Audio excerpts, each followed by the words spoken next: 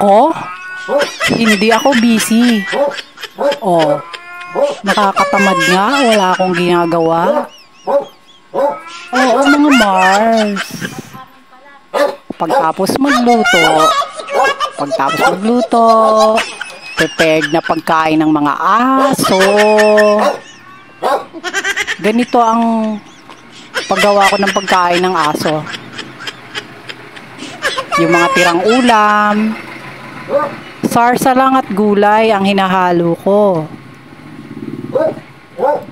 Malinamnam. Yan. More vegetable.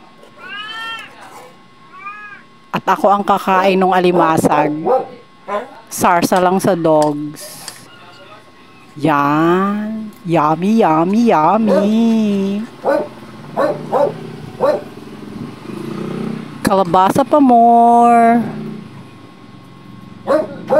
O, diba? Sa dog yan.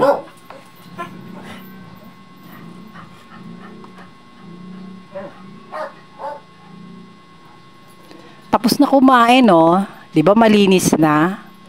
O, relax na sila. Ang dalawa kong dog. Ang pusa ko naman, na half imported, malinis na rin. Tapos na kumain. O, diba? Siesta time. Billy. May 5 months old. O, ganito ang mga lahi ng tamad. After magugas ng pinggan, maglilinis ng CR. After linis ng CR.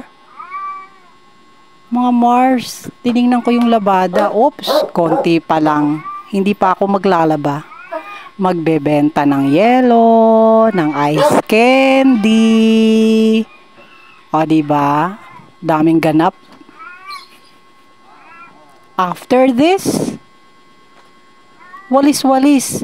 Wala namang winawalis si Inday. Dinala ang basura sa kusina. Nye. Linis-linis ng house. Hi. Diba? 12 na.